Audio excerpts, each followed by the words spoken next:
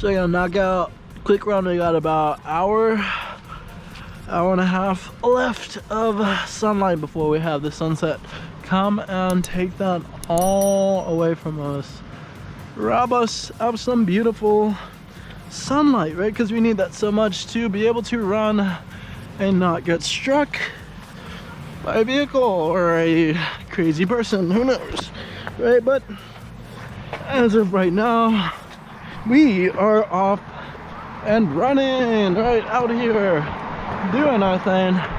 For all you guys who simply sit back, watch, and enjoy right as we make our way through and around the G-Wagon. So here we go. We're just getting started, just warming up, getting ready to go, getting it moving. All right, letting out some of the oxygen. Right? Hey, we're humans. We don't release oxygen. We release CO2. Right? Okay, Mr. Scientist. But yeah, man. So that even reminds me, one big thing. When you think of fitness, so much, I would say, of our endurance, right, what people call cardio, comes down to the simple act of being able to convert oxygen into CO2, right? How efficiently you can do that, because I don't know about you, but if you try this, right, try to run, even walk without breathing at all while holding your breath, and what you're gonna find is that it's gonna be very hard to do so, right? Your energy is going to run out super quick, right? So it's also, you know, another barrier or, you know, trick for us, or thing to think about, is our breathing, right? As we're, you know, running, juggling, talking to you guys, right? Where we have to think about our breathing while we do all of that, right? Because if we didn't, we would be stopped very soon, right? We wouldn't be able to keep going and going, right? And exhibit great feats of endurance. And, you know, essentially for you, when you're working out, you have to think about your breathing, right? Because, you know, I see so many people go to the gym, right? They worry so much about how much weight they're lifting and, you know, how often they can, how many reps they can crank out, but they're neglecting probably the most important factor, and that's the breathing, right? It all starts from there, right? And essentially, if you're not breathing correctly, you're not gonna get the right exercise output, right? So, you know, for you, think about ways that you can improve your breathing, right? All starts with the concept of in through the nose, out through the mouth. It's so basic, so easy, so simple, right? But so many people don't do this. They're all either completely mouth breathers or nose breathers.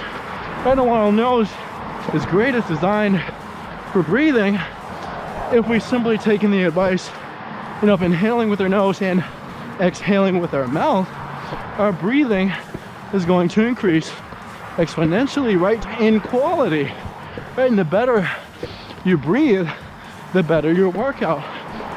And one particular thing I learned, you know, when I was in the gym, it actually happened by accident. And, you know, to break it down for you, essentially, I would always work out with a pair of headphones, right, blasting super loud music, and, you know, essentially going through my workout with that, right? I essentially couldn't live without it, or at least I pictured myself being like that. Right? If I didn't have my music, I felt empty. And one day, I had gone to the gym, had everything ready to go, but right before I stepped foot into the gym, my headphones weren't there, right? I had forgotten them. And, you know, that led to a decision, right? Do I go all the way home to retrieve my headphones, right? Good 20 minutes each way. Or do I try, to work out without them? I work out, with what I have. I probably just the gym music. Okay, so many people look at it so, wrongly, like with the stain, right? Like they're better than it. Right? Because essentially, some gyms play better music than others. Some turn it at different volumes than others, but when you bring your own headphones, you can control your music, right? If you have someone, at the front desk operating the music, you're probably gonna have less leeway, right? Depending on your relationship with the person at the front desk. And, essentially what I learned by forgetting my headphones was how to work out without them, right? Being able to use the gym music to get my workout done, or simply no music, right? What if they weren't playing any music that day? What was I supposed to do? Cry and go home? Hey, no, you gotta go get up and do your workout, right? Whatever obstacles or mental obstacles, we'll call them that, may be in your way. Because even if you think about it, in life, there are so many, perceived obstacles that I call them. And we'll talk about that in a moment, right? As soon as we finish this thought, right? So essentially what we did, once we were able to try a workout without headphones, I started to notice that my breathing was better, but I had more energy than, at certain points than I did before, right? I was going, 15 minutes, 20 minutes of my workout feeling like I hardly even started, right? Because what happens when you turn off the music, move the headphones, your breathing gets better, right? Because you can hear yourself breathing, right? Because far too often when you have music blasting, you can't hear yourself breathe, and then you forget to do that simple act, right? That simple act is necessary, right? It'd be like trying to run a car while blocking the muffler, right? That connection, right? It won't be able to let out its, energy somewhere, right? That's why the mufflers exist, right? So the car can expend, the fuel and components that it has been using. So thinking about that, I started, to think differently about my workouts, right? Because I was getting a lot more done, right? And as somebody who's been doing this for a while, I'm always looking for new ways to improve, because what you'll realize is that when you start working out, like anything, it'll be very easy to start to see results, right? Because you're doing something entirely different, right? You're shocking your body, right? The most shock you can do to it is at the beginning, when it has no idea what you're doing yet. But as your body gets used to it, you have to keep thinking and thinking of new ways, to get that same feeling, right? That same, difference, right? That's the whole idea behind fitness, right?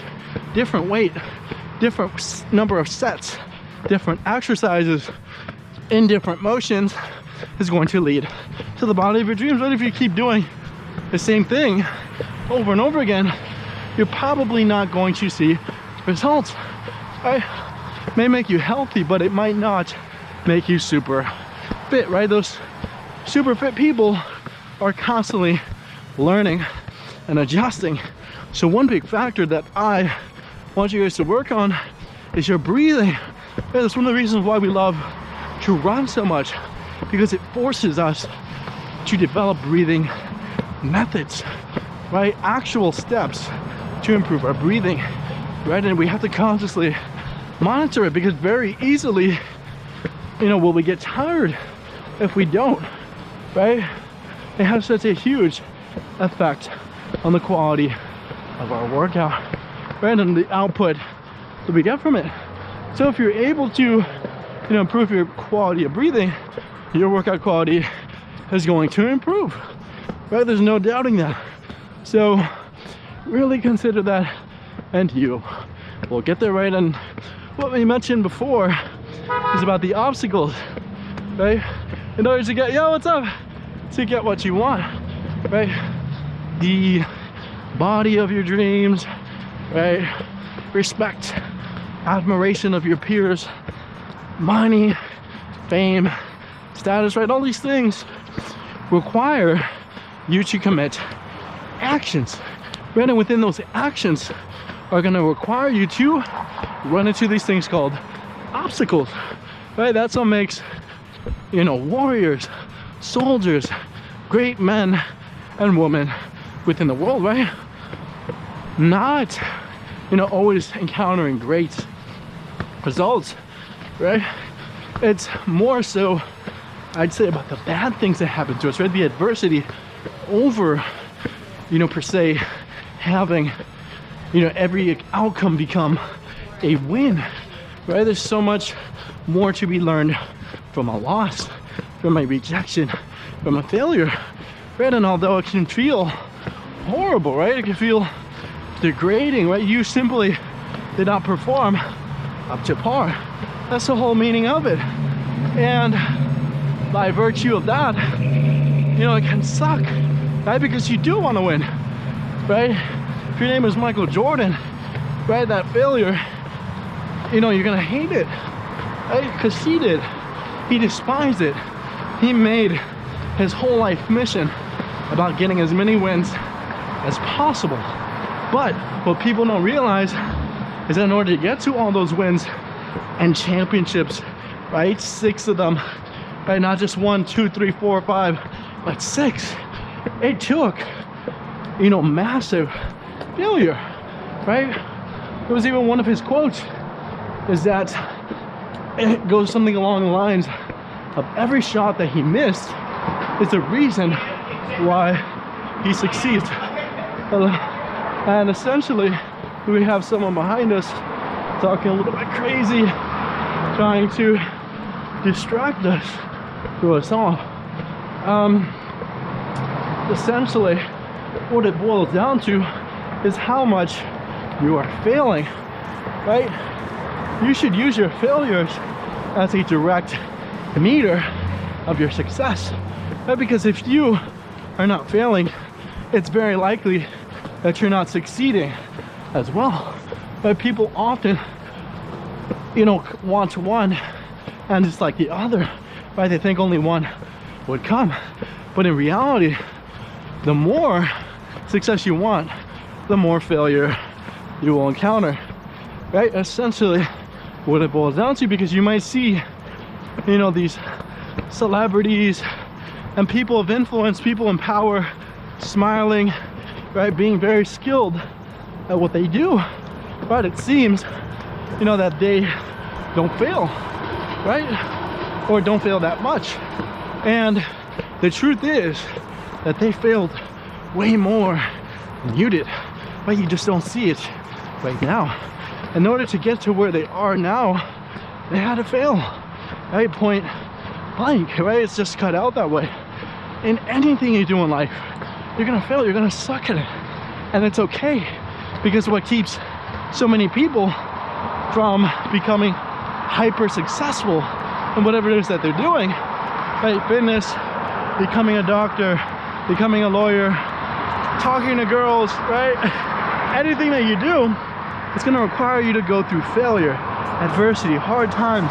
And what it boils down to is how you take that failure, how, you know, you're able to take in that information, right? That negative stimuli that you messed up and continually push forward, right? Because if you don't, you're likely going to stop, right? If you can't handle, you know, messing up.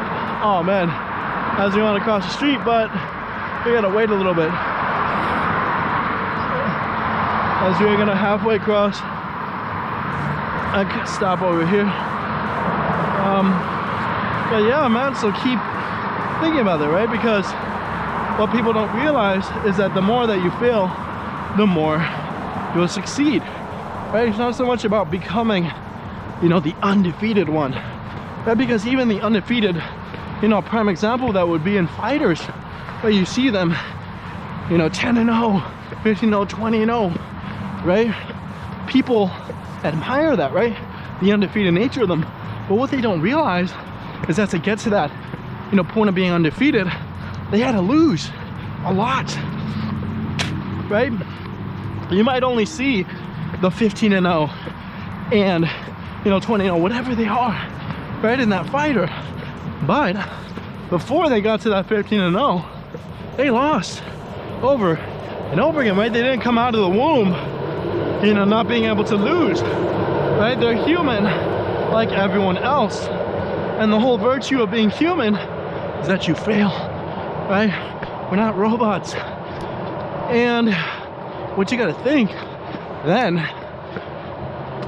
is that you are just putting in the effort. The effort is all you can control, right? Showing up, right? Getting dressed and going, to wherever it is that you need to go, right? The office, the gym, wherever, right? To get better.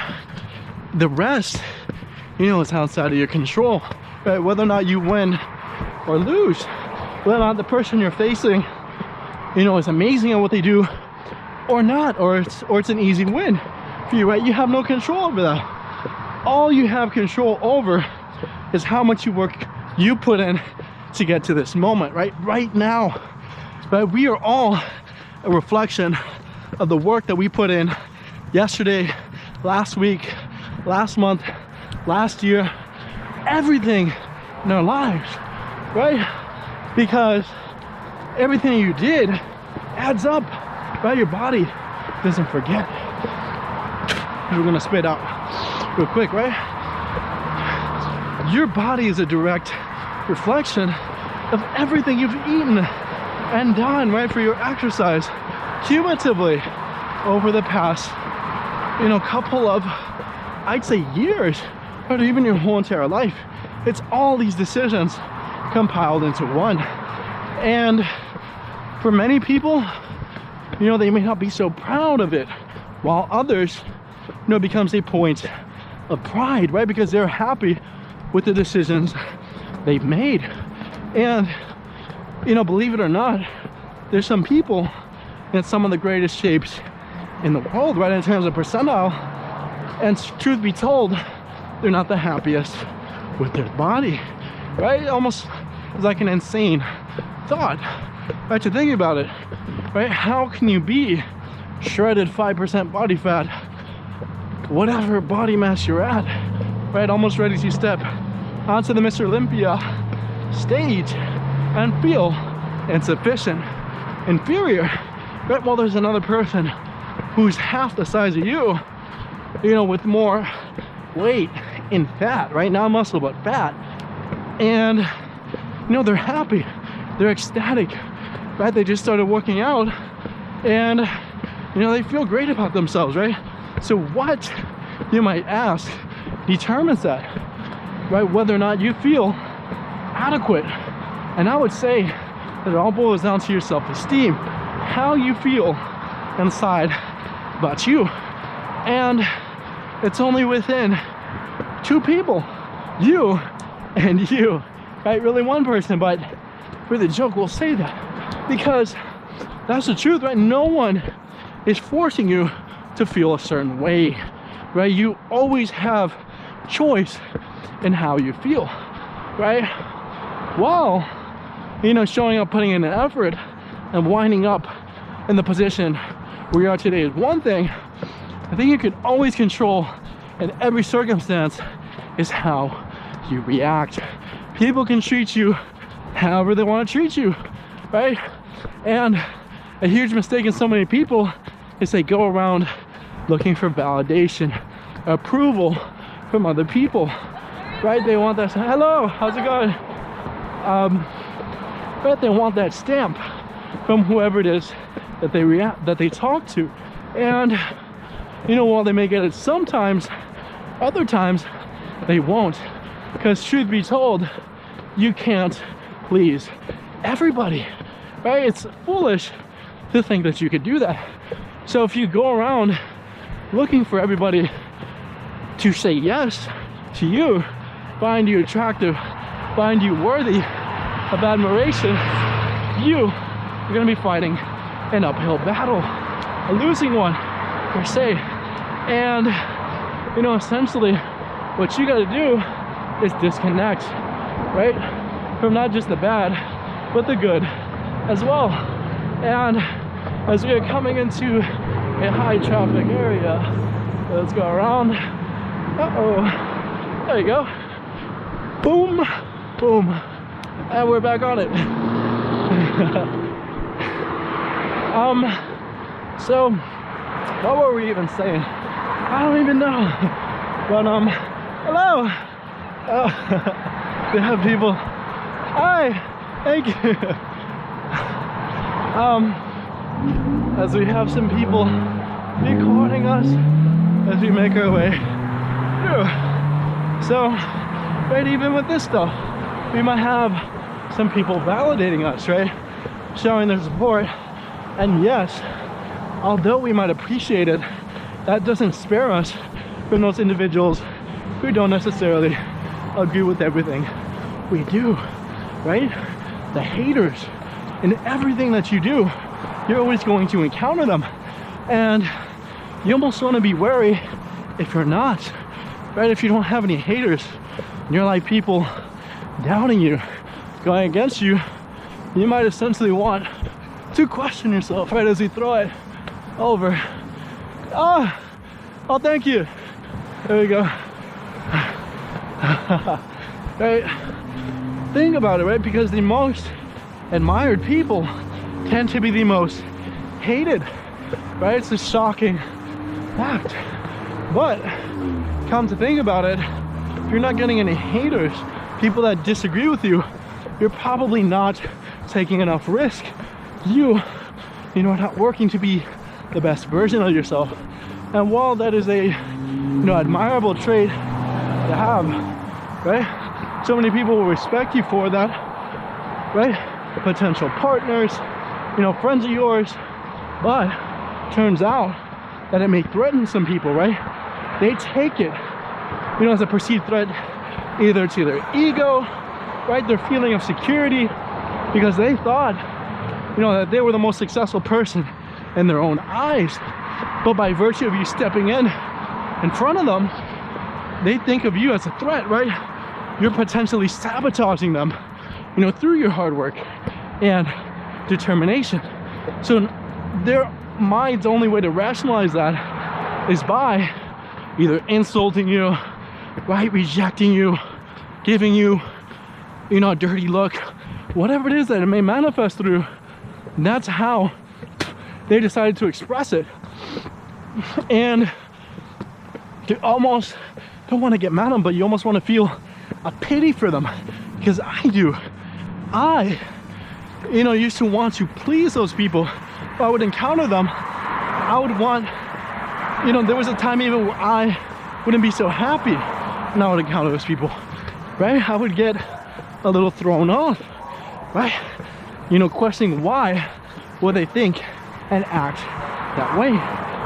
And afterwards we learn to ignore it, but even now we feel sort of pity for them, right? We feel bad that they feel that way, right? Because by them feeling that way, by rejecting you, hating you, they're only suppressing their own time and energy that they could spend doing other great things, right?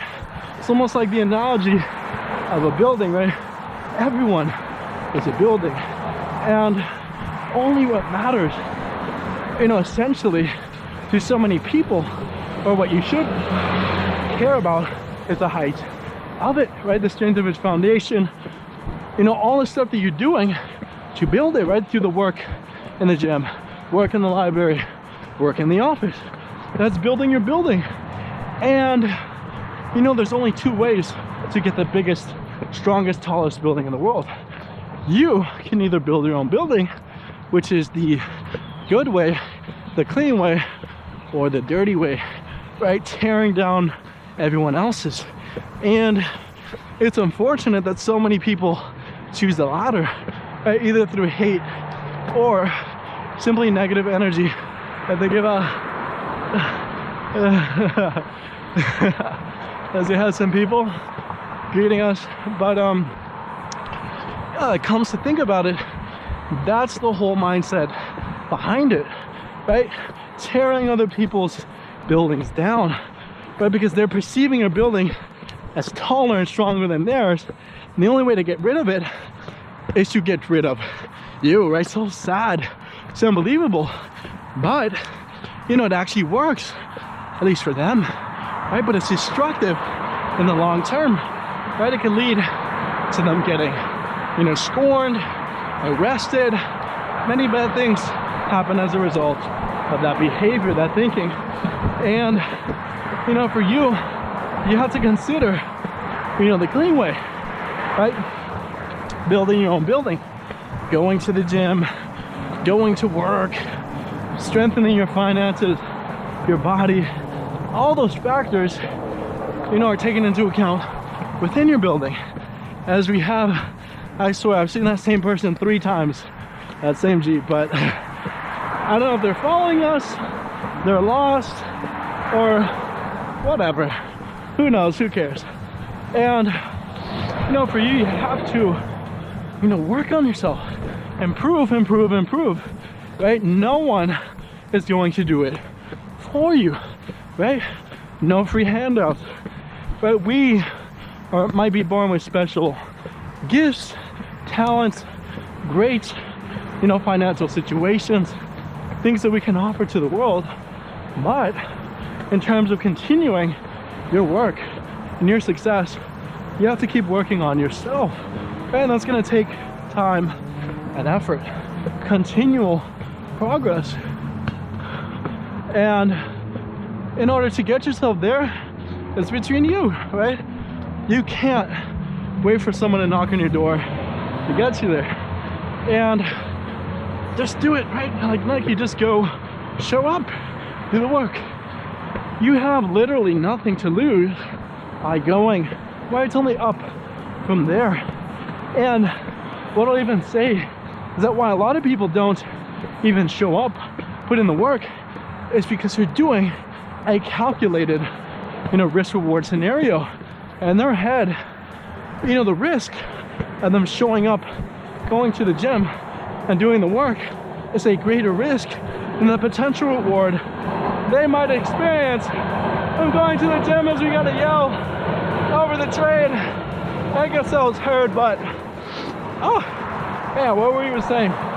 So, you know, for those individuals that are very disciplined, right, they're able to do the work day in, day out on a consistent basis, right, develop themselves, stay in there, right? Very few things pull them away from that vision they have.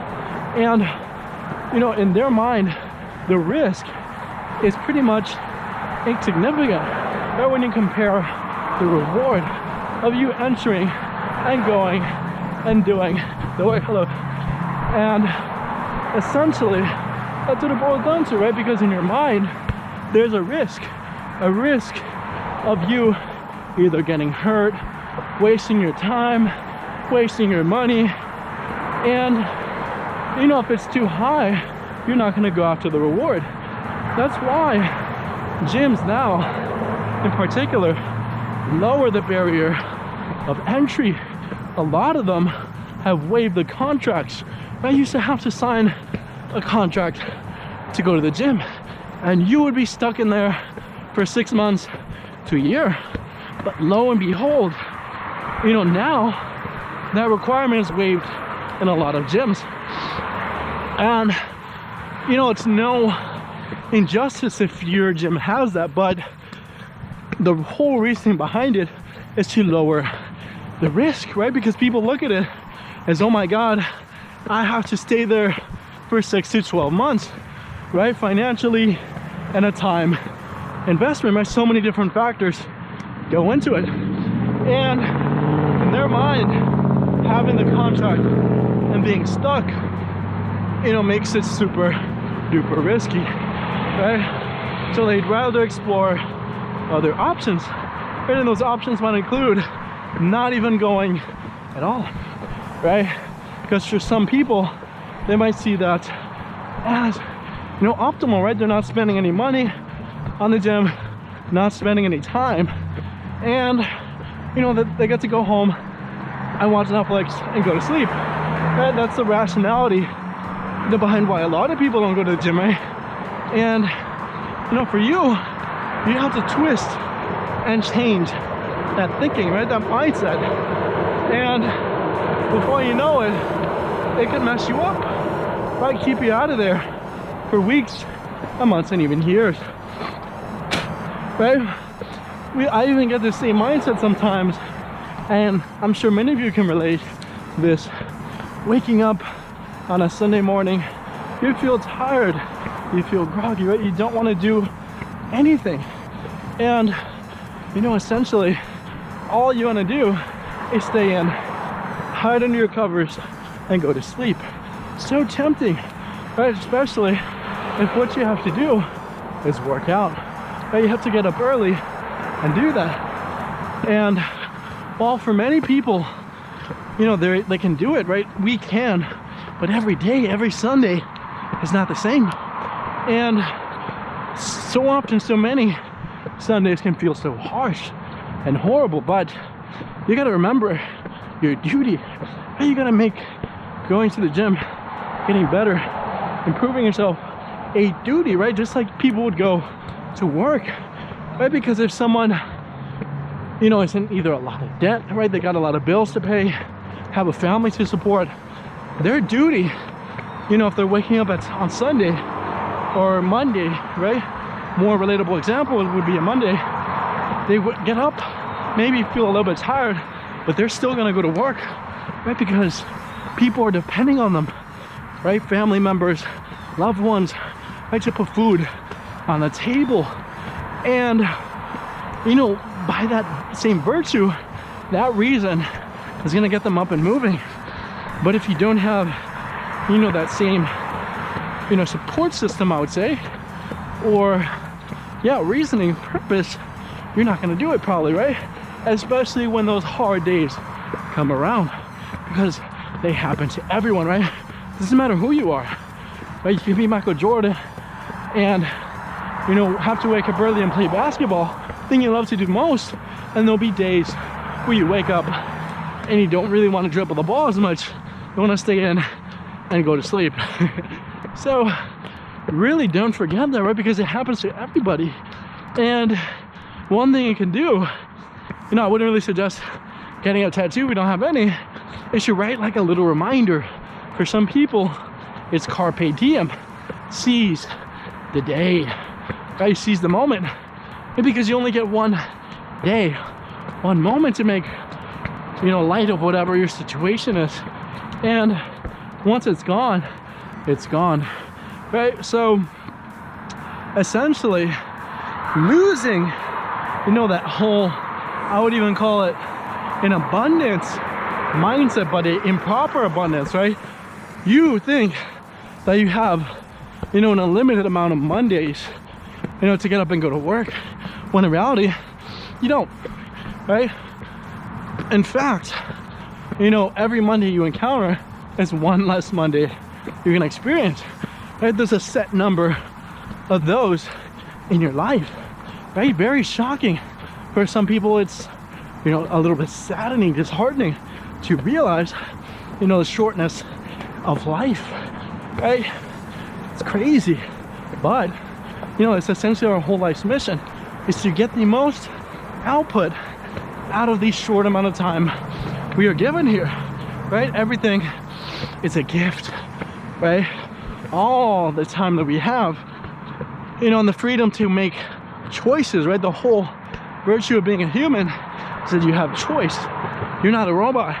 You're not forced to always do the perfect thing or right thing. There is no perfect thing, right? It's all subjective.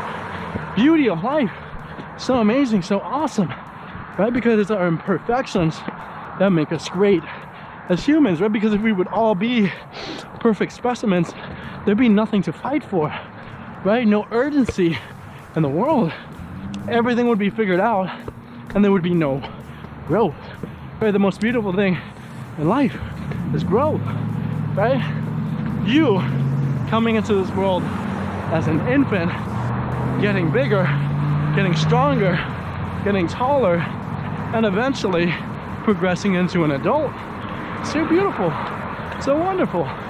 And you know, if you don't think too closely about it, you can forget it, right? Because your whole life purpose is not to come out of the womb already an old and experienced person, right? You come out of the womb fresh, as fresh as you will ever get, and ready to take on life and enjoy, you know, winning and losing. But as we have someone meeting and greeting us, but essentially it comes down to that, right? The whole mindset, you know, of growing, getting better, getting bigger, stronger, faster. Not so much about having everything today, but the feeling of obtaining them is the whole light behind it, that whole greatness of it, right? There's so many people that want everything now, right? All the money in the world, all the fame in the world, all the muscles in the world, you name it, they want it. They never feel that what they have is enough, right? And I would even say that the whole idea is between balancing the feeling of you having enough and you wanting more. The healthy relationship would be, you know, by you having a growth mindset, you wanting to grow and expand and get better, constantly grow and grow and grow and grow and grow and grow and grow, right? Without, you know, being so satisfied with what you have that you stop, or being so hungry that you are depressed that you don't have everything now, right? It's either, you can't be either all or nothing. You gotta find a happy medium between the two, right? A satisfaction and hunger. There's no, you know, perfect thing, right, on either end of the spectrum. But, you know, for you, life is all about the balance between the two, because at any given moment, you know, your point within those two positions is going to change. It varies, right? It goes up and down. Sometimes you have more success, while others you might have more hunger. And I would even say, as you're, you know, the younger you are, the more hunger you might have, right? Based upon having more potential, but you haven't failed so much, but you have so much opportunity, so many great years ahead of you, right? If you're, you know, so young, your body might not have even, you know, grown to its full athletic peak, right? That's what NBA players, NFL players, you know, center their careers on. That is their whole athletic progression. And that alone offers its own, you know, set of potentials, right? Don't necessarily have to be an NFL NBA player, but other jobs require that. They require you to lift heavy things and exert your body. So you're gonna look around a little bit, but essentially, yeah, man, that whole, at different stages of your life, we wouldn't say you have different goals, right? Different lights that you can make a reality, right? Because you can be 4 years old and your biggest objective is getting through preschool, right? Passing that, learning how to draw, learning how to write. And as you get older in your 20s, it might be going to the gym and getting a perfect body. And as you get older, it might be maxing out your finances, right? Not your credit card, but your, you know, investments, right? Getting richer, right? Financially free. And, you know, essentially, as you get old, your, you know, objective might be to teach and offer your experience to other people, right? Give back to society, whatever way you can. And, you know, it's not to blame you, right? But you gotta remember, it's never too late to grow and get better, see improvement, make yourself a better man or woman, right? That's our whole mission here in this earth. Let's see if we can cross. All right, see if we can cross this real quick, not get hit by a car as this turns green. Right?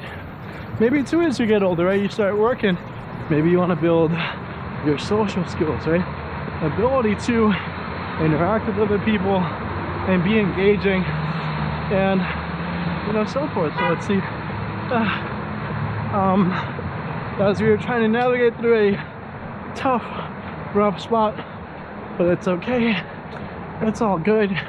We've done this before.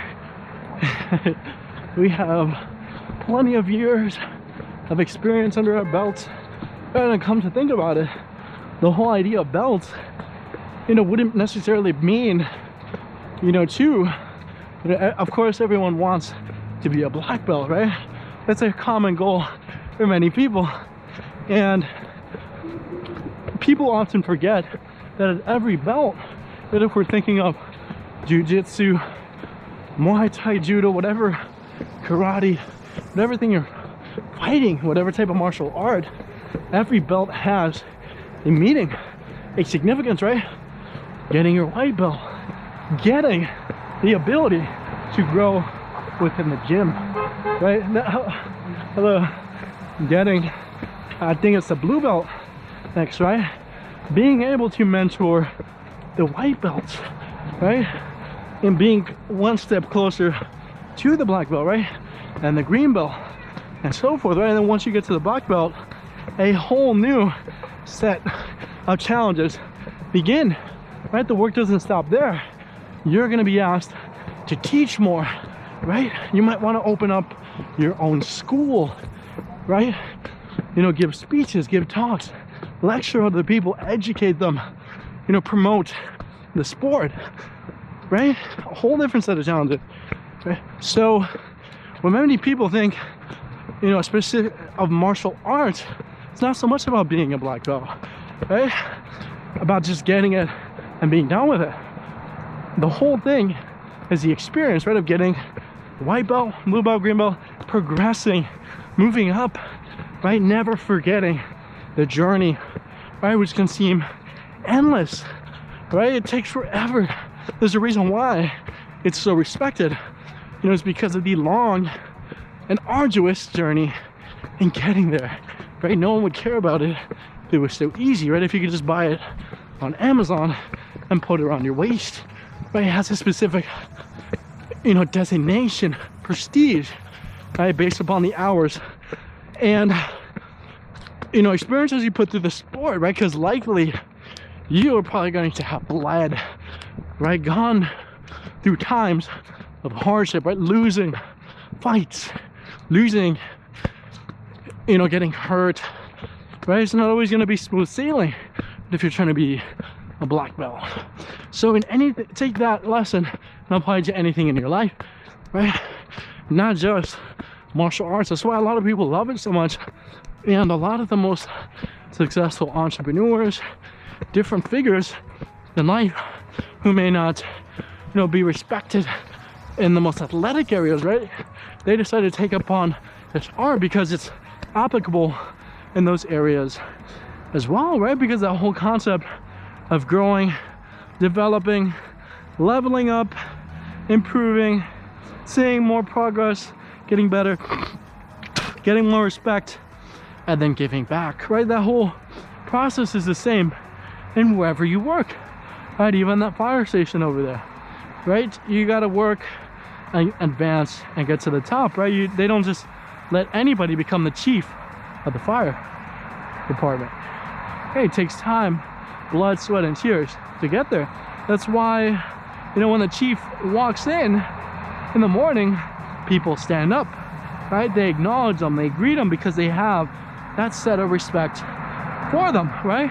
Not just anybody can become the chief. It takes time, right? So, and that's not to say that it's impossible, right? Anybody can do it, but whether or not you're capable of it is determined on your work ethic, right? It's going to take a lot of hours to get there, and the question is, are you willing to put those hours in? And if the answer is yes, then you're on your way to becoming that chief, right?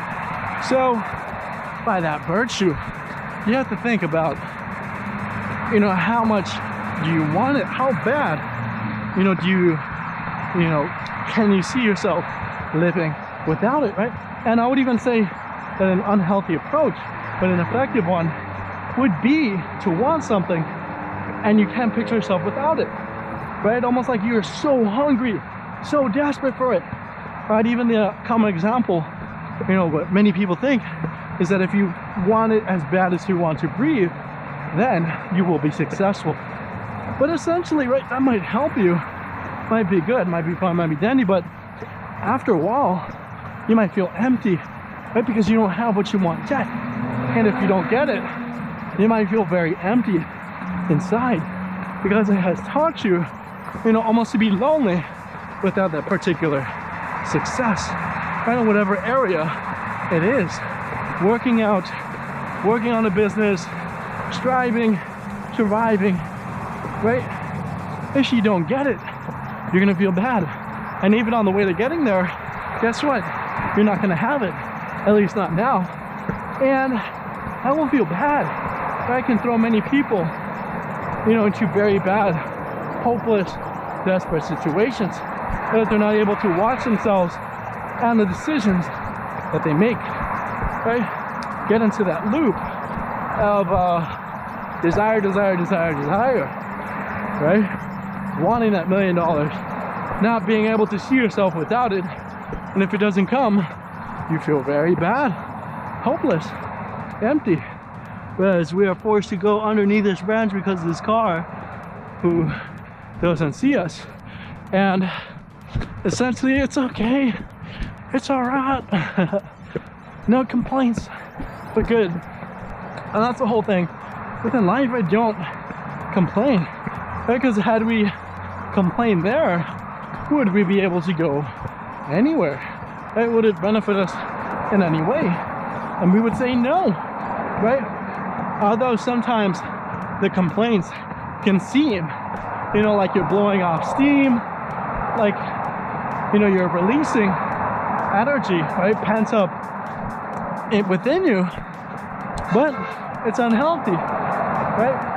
That habit is only going to get you to want to express negative feelings, emotions, that sort of kind of bad behavior. And you know, if you're continually doing this, it becomes a habit, right? Do you want to be a positive person or a negative individual, right? Hugely different lifestyles, right?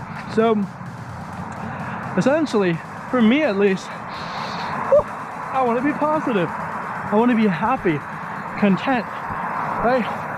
Content without, you know, being complacent. That's the whole idea.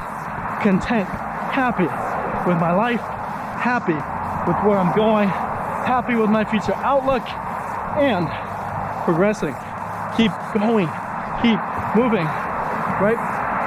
Very, I would say, optimal. I love it. I prefer it 1,000,000 times over the whole wanting it as bad as you want to breathe analogy, because I went through that phase after watching, you know, that video and others like it.